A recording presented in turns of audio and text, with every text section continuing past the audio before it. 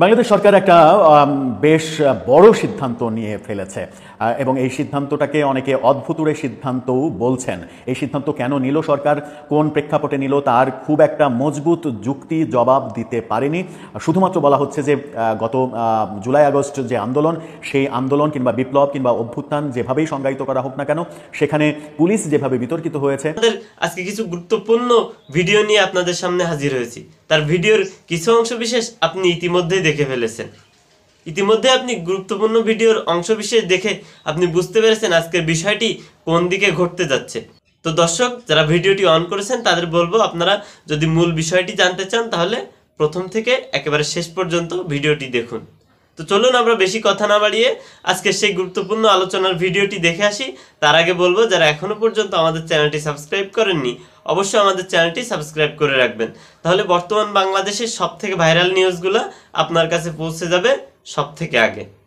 তো চলুন আমরা বেশি কথা না বাড়িয়ে আমাদের মূল আলোচনায় চলে যাই। বাংলাদেশ সরকার একটা বেশ বড় সিদ্ধান্ত নিয়ে ফেলেছে এবং এই সিদ্ধান্তটাকে অনেকে অদ্ভুতুড়ে সিদ্ধান্তও বলছেন। এই সিদ্ধান্ত কেন নিল সরকার, কোন প্রেক্ষাপটে নিল, তার খুব একটা মজবুত যুক্তি জবাব দিতে পারেনি।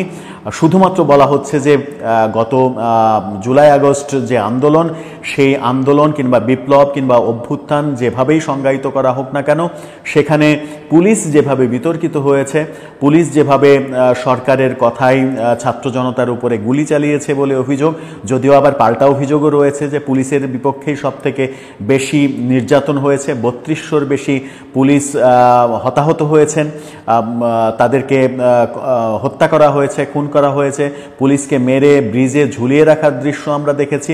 শত শত থানা আক্রমণ, পুড়িয়ে দেয়া, জ্বালিয়ে দেয়া, থানার মধ্যে পুলিশ সদস্যদের বেঁধে রেখে থানা জ্বালিয়ে দিয়ে নির্মমভাবে পুড়িয়ে ফেলার দৃশ্যও আমরা দেখেছি।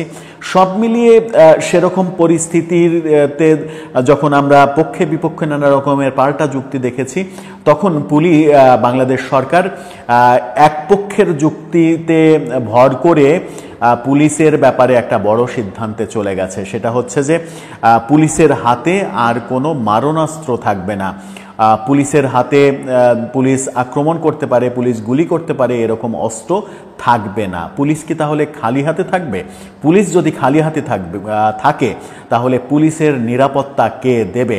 সন্ত্রাসীরা যেভাবে জুলাই আগস্ট আন্দোলনের সময় থানা আক্রমণ করেছে, পুলিশকে আক্রমণ করেছে, সেরকম পরিস্থিতি যদি আবারও হয়, বিভিন্ন স্থানে এখনও ছোটোখাটো ঘটনা আমরা লক্ষ্য করছি, সেরকম ঘটনা যদি এখনও হয় তাহলে পুলিশ নিজেদেরকে রক্ষা করবে কিভাবে, সেই প্রশ্ন সামনে এসে পড়েছে। সরকার সিদ্ধান্ত নিয়েছে পুলিশ আর কোনো মারণাস্ত্র ব্যবহার করতে পারবে না, পুলিশের হাতে কোনো মারণাস্ত্র থাকবে না।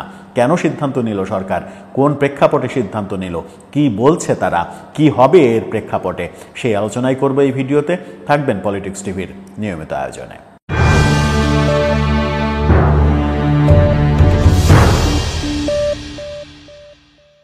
দর্শক, পলিটিক্স টিভির নিয়মিত ভিডিওগুলো স্পন্সর করছে প্রজাপতি.টিভি, নতুন ওটিটি প্ল্যাটফর্ম। আপনারা চাইলে ইউটিউবে, ফেসবুকে, ইনস্টাগ্রামে, টিকটকে দেখে নিতে পারেন। ডেসক্রিপশন বক্সে লিঙ্ক দেওয়া থাকবে, সেখান থেকেও আপনারা দেখে নিতে পারেন প্রজাপতির কার্যক্রম। চলে যাচ্ছি মূল ভিডিওতে। বলছিলাম সরকার একটা বড় সিদ্ধান্ত নিয়েছে। সেই সিদ্ধান্ত হচ্ছে বাংলাদেশে পুলিশের হাতে থাকবে না কোনো মারণাস্ত্র। শুধুমাত্র বাংলাদেশের গণমাধ্যম নয়, বিশ্বের বিভিন্ন গণমাধ্যমে খবরটা নেওয়া হয়েছে। দেখুন, কলকাতার আনন্দবাজারের যে নিউজ, সেই নিউজের স্ক্রিনশটটা আপনারা দেখে নিন। আনন্দবাজার জুলাই আন্দোলনে নিহত আবু সাঈদের ছবি দিয়ে এই নিউজটা করেছে। আর সরকার আসলে কি বলছে, বাংলাদেশ পুলিশের হাতে আর কোনো মারণাস্ত্র থাকবে না এই কথা বলছে। বাংলাদেশি সংবাদ মাধ্যম প্রথম আলো অনুসারে এমনটাই সিদ্ধান্ত নিয়েছে সরকার। মারণাস্ত্র থাকবে শুধুমাত্র বাংলাদেশের আর্মড পুলিশ ব্যাটালিয়ন, এপিবিএন বা সশস্ত্র পুলিশ ব্যাটালিয়নের কাছে। সাধারণ পুলিশের কাছে থাকা সব মারণাস্ত্র সরকারের কাছে জমা দিতে হবে। অর্থাৎ সাধারণ পুলিশ মানে থানাতে যে পুলিশ থাকে, সেই পুলিশ আর কোনো অস্ত্র ব্যবহার করতে পারবে না। চাইনিজ রাইফেল, সৈনিকরা যে চাইনিজ রাইফেল ব্যবহার করে সেটা ব্যবহার করতে পারবে না। সাব মেশিন গান যেটা ব্যবহার করে সেটা ব্যবহার করতে পারে না। 9mm পিস্তল যেটা SIOCরা ব্যবহার করেন, পুলিশের বড় কর্তারা ব্যবহার করেন, সেই পিস্তলও ব্যবহার করতে পারবে না, সেগুলো পুলিশের হাতে না রাখার সিদ্ধান্ত নেওয়া হয়েছে। পুলিশের হাতে কি ধরনের অস্ত্র থাকবে তাহলে তা স্থির করতে স্বরাষ্ট্র মন্ত্রণালয়ে নিযুক্ত প্রধান উপদেষ্টা মোহাম্মদ ইউনূসের বিশেষ সহকারী নেতৃত্বে একটি কমিটি গঠন করা হয়েছে। ওই কমিটি এই বিষয়ে প্রয়োজনীয় সিদ্ধান্ত দেবে বলে জানানো হয়েছে। সরকারি এই সিদ্ধান্ত কবে থেকে কার্যকর হবে তা এখনও স্পষ্ট নয়, তবে সরকার সিদ্ধান্ত নিয়েছে সেটাই স্বরাষ্ট্র মন্ত্রণালয় জানিয়ে দিয়েছে। স্বরাষ্ট্র উপদেষ্টা বলেছেন, আজ শুধু সিদ্ধান্ত হয়েছে, অর্থাৎ গতকালকের কথা। যে কোনো সিদ্ধান্ত সঙ্গে সঙ্গে বাস্তবায়ন হয় না, কিছুটা সময় লাগবে। পুলিশের হাত থেকে অস্ত্র তুলে নেওয়া হবে, রাইফেল তুলে নেওয়া হবে, পিস্তল তুলে নেওয়া হবে, তাহলে পুলিশকে ঘোড়ার আন্ডা চুষবে নাকি সেটা একটা বড় বিষয়। পুলিশ কোনো অভিযানে যাবে, সন্ত্রাসীদের ধরতে যাবে, সন্ত্রাসীরা অস্ত্রধারী হলে পুলিশ নিরস্ত্র হয়ে যাবে শুধুমাত্র প্রাণ হারাতে কিনা, সেটাও একটা বড় প্রশ্ন। সরকার এই ধরনের নির্বোধের মতো ডিসিশন কেন নেয়, কিভাবে নেয়, সেটা এরই মাঝে প্রশ্ন তৈরি করেছে, নানা মাধ্যমে আলোচনা তৈরি করেছে। পুলিশের হাতে যদি অস্ত্র না থাকে, পুলিশ আইন শৃঙ্খলার ব্যাপারে কিভাবে কাজ করবে?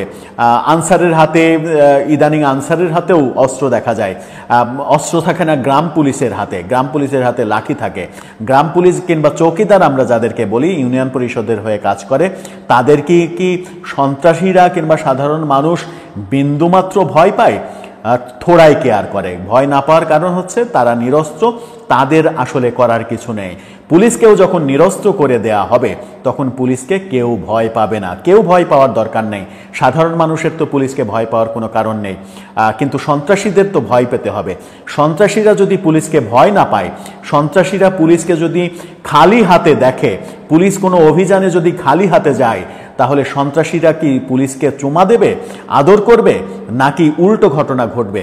পুলিশ হতাহতের ঘটনা আরও বাড়বে বাংলাদেশে, সেটাই এই সিদ্ধান্তের পরিপ্রেক্ষিতে নিশ্চিত করে বলা যায়। আমার মনে হয় যে সরকার চরম একটা ভুল সিদ্ধান্ত নিয়েছে। এই যে কমিটি গঠন করা হয়েছে, সেই কমিটির উচিত হবে এই সিদ্ধান্ত থেকে বের হয়ে আসার রিপোর্ট দেওয়া সরকারকে। তা না হলে এই সিদ্ধান্ত রীতিমতো বুমেরাং হবে। পুলিশও আগামীতে তাদের চাকরিতে নিজেদের নিরাপত্তাহীনতায় ভুগবে, নিরাপত্তাহীনতায় নিজেদের ডিউটিতে গাফিলতি দেবে, বিভিন্ন অভিযানে যেতে ভয় পাবে। সর্বোপরি বাংলাদেশের আইন শৃঙ্খলা পরিস্থিতি একেবারে মাটিতে নেমে যাবে। সেটাই কি চাইছে সরকার? সরকারের তো সেটা চাওয়ার কোনো কারণ থাকতে পারে না। দর্শক, আপনার কি মনে হয়, পুলিশের হাত থেকে অস্ত্র কেড়ে নেওয়ার সিদ্ধান্ত বুমেরাং হবে নাকি? আপনার মতামত জানিয়ে লিখতে পারেন আমাদের কমেন্ট বক্সে।